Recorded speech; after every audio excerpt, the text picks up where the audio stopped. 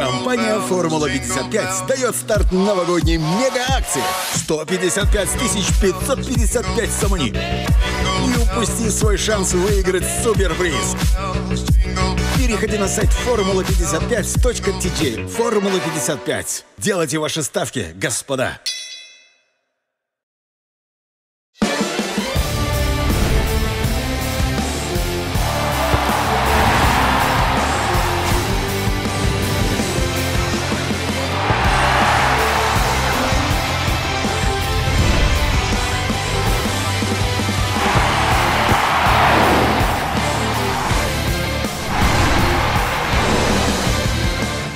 дуруди бе поён ба шумо бинандагони гиромии барномаи футболи Осиё. Ин акс соли 2021 ба анҷом мерасад ва беҳтаринҳои ин сол дар футбол муайян гардиданд ки дар ин бора мо дар барномаи ояндамон ҳарф хоҳем зад. Имрӯз бошад дар арафаи соли нави мелодӣ хабари хуше моро водор кард ки бо фаришта зебои футболи Тоҷикистон Мадина Фозилова, бонуи футболбозе ки борҳо чемпиони Тоҷикистон шудаасту дар ҳайати дастаи мунтахаби Тоҷикистон бозӣ мекунад ва дар кишвари Малдив ҳоло унвони қаҳрамониро соҳиб шудааст. Дар тамос шавем ва суҳбате анҷом диҳем. ҳоло Мадина суҳбати моро интизоранд ва рӯ меорем ба Малдив.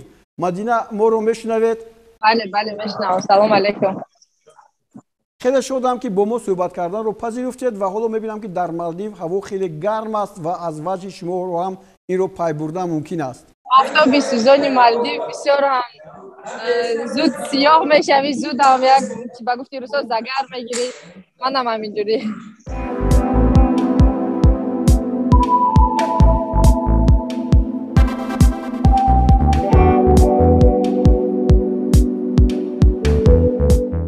شما عنوان چمپیونی رو به دست آوردید، مبارک باشد. میخواستم درباره این دسته چند حرف بزنید. بله، دسته ما در این مسابقه کلاب مالدیوز دسته MPL من بازی کردم در این دسته. با این دسته ما توانستیم که چمپیون شویم در این دولت. همگی 6 بازی داشتیم. همه بازی‌های خود رو غلبه کردیم. یک بازی مساوی داشتیم و کوشش هم کردیم که جای یکم رو گیریم. دسته ما بسیار دسته خوب بود.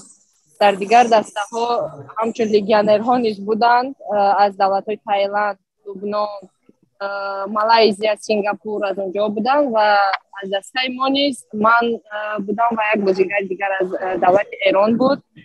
دروازه‌بانمون از دولت ایران بود. کوشش کردیم که بازی کنیم، خوب نشاندیم، بازی خوب نشاندیم و خوشبختانه جای اول را گرفتیم. با زبان انگلیسی با هم دستایتون هم صحبت هستید و دوستان و بانوانی هستند که با شما نزدیک باشند. بله، با زبان انگلیسی با اینا گپ میزنیم. با هم تیمی‌ها هم یعنی دخترانی که با من بازی میکنن با همش یعنی نسبت خوب داریم. خوب میفهمیم یکدیگر رو. اساسا در وقتی بازی چیزایی که در وقتی بازی در کار است، وقتی که مربی با ما میفهموند، بازیگران یگان چیز میفهمونند، خوب بفهمیم. شما در حیات دسته منتخب تاجیکستان بازی میکنید و حالا در فوتزال چمپیون شدید. دشوار نیست؟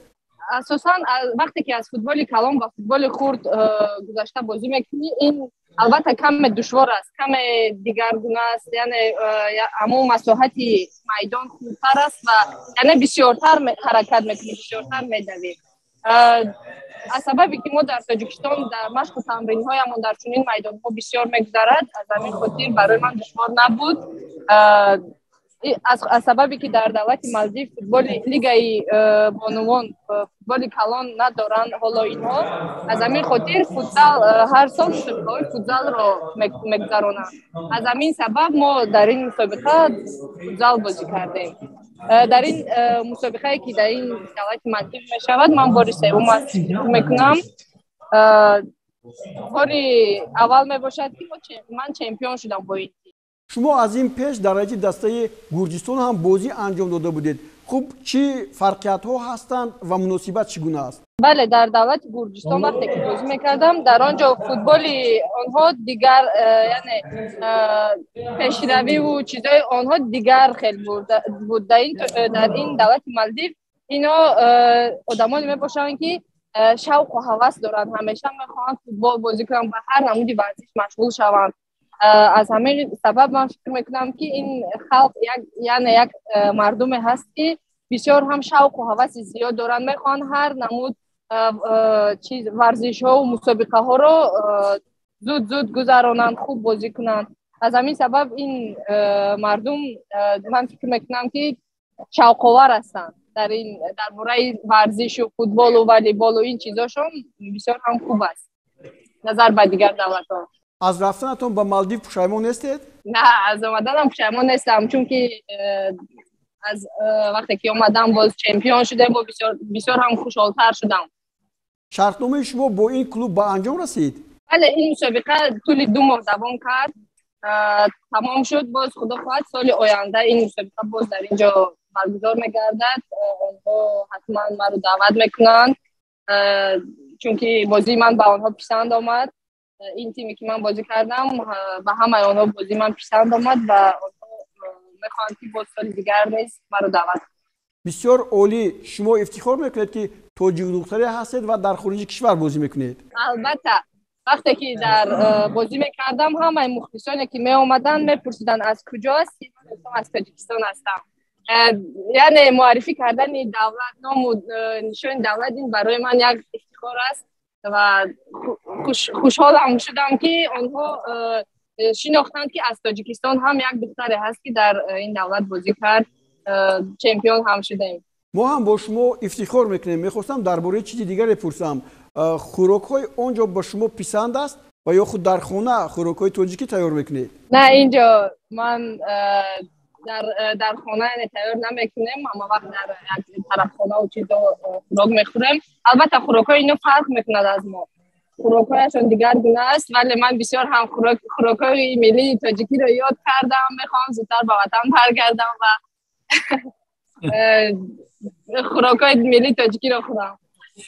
албатта душвор аст барои ман дар ин ҷо, вале кӯшиш мекунем ки ин тим кӯшиш мекунад ки барои ман чизҳои бачани дил, яъне хӯрокҳои хубро барои ман диҳанд. Малдив соҳиби ҷазираҳои зиёде аст. чанд ҷазираро шумо дидед? албатта ҷазираҳои Малдив хеле бисёр ҳастанд. ман аллакай ин маротибае ки имсол омадам ин ҷо қариб як 10 ҷазираашро аллакай гаштем. бо духтарони яъне тимамон гаштем, тамошо кардем. бисёр ҳам зебо аст. аз якдигараш хеле зеботар ҳастанд. вақте ки ҳар як ҷазира меравӣ, як ҳисси хубе барои одам чиз мешавад ки яъне ҷои илҳоми зебо, илҳоми хуб. бармегардем ба футбол ва чанд гол задед ва ин голҳо чӣ гуна сурат гирифтанд? дар ин мусобиқа назар ба солҳои гузашта дастаҳо камтар буд. соли гузашта вақте ки ман иштирок карда будам 10-12 даста иштирок карда буд. имсол бошад 6 даста иштирок кард, аз сабабе ки ин 1-2 соли охир ковид шуда буд. аз ҳамин хотир дигар дастаҳо натавонистанд ки дастаҳои худро омода кунанд ба ин мусобиқа, хубтар омода кунанд. аз ҳамин сабаб онҳо иштирок накарданд. вале 6 дастаи беҳтарини ҳамин давлати Малдив дар ин мусобиқа иштирок кард. дар гурӯҳи мо ҳамагӣ 3 даста будем, боз дар дигар гурӯҳ 3 дастаи дигар буд.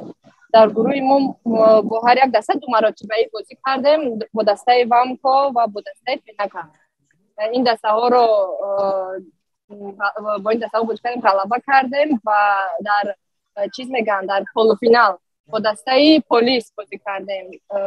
ин бозиро низ ғалаба бо ҳисоби 3-0 ғалаба кардем ва дар финал боз бо дастаи вамко баромадем ва дар финал бо ҳисоби 7-4 ғалаба кардем ва чемпион ҳам шудем.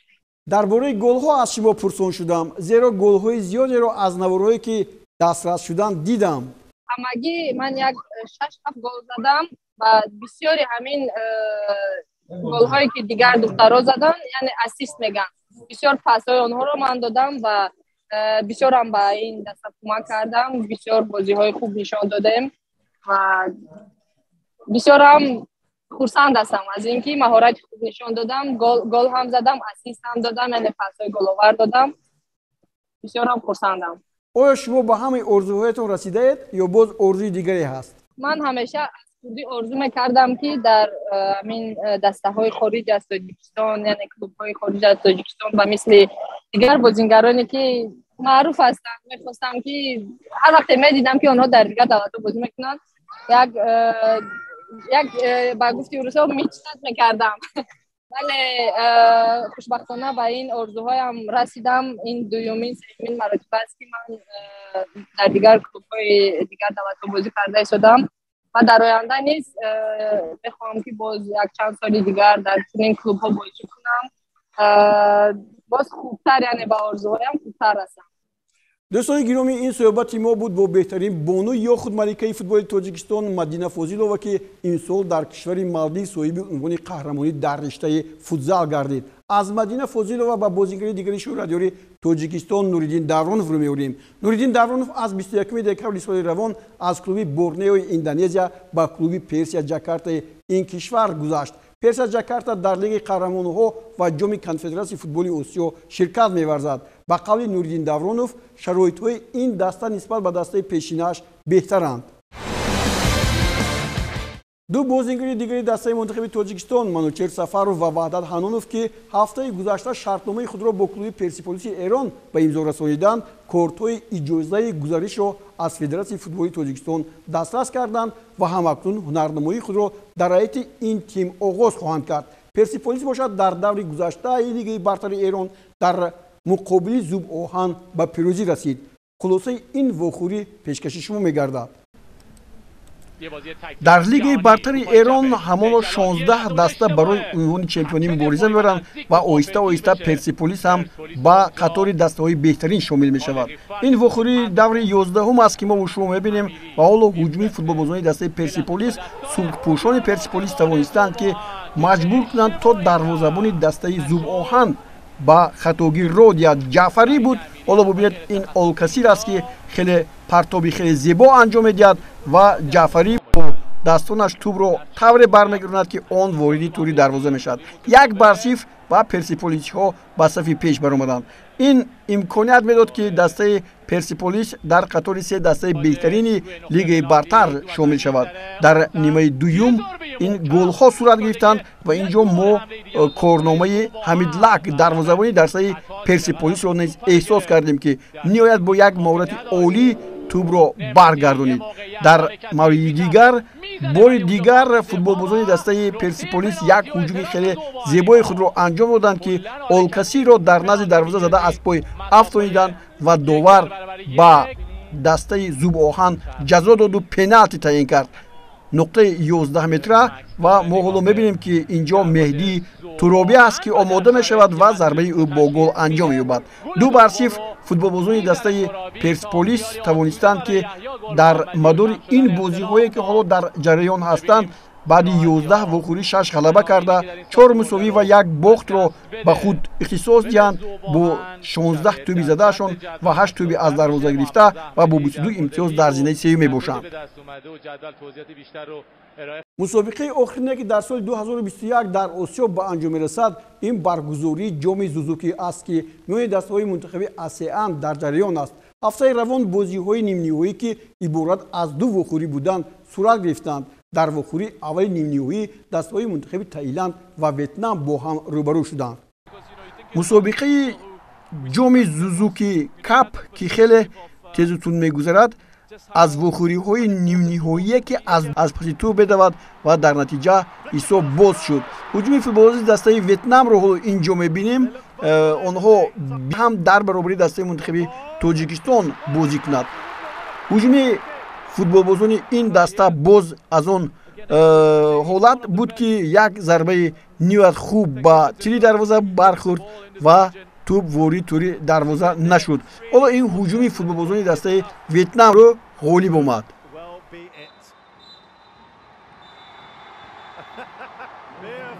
در بازی دوم نیمه‌نهایی اندونزیا برتری خود را نسبت به سینگاپور نشان داده با کامیابی مشرف شد. نوارهای این واخوری نیز به دست ما رسیدند و حالا منظور شما می‌گردانیم. با بزرگی هر دو دست گرامی در همینجا برنامه نوبتی فوتبالی آسیو رو به انجام می‌رسونیم. مقصد ما ترغیب فوتبال تاجیکستان و آسیو است. از خبرهای نوین قفا نمونید و هر هفته برنامه ما رو تماشا کنید. با آرزوی خانوادگی طبیعی خوش و استراحتی با فراغتی شما برنامه رو به پایان می‌رسونیم. هر تو بازدید خود رو احتیاط کنید.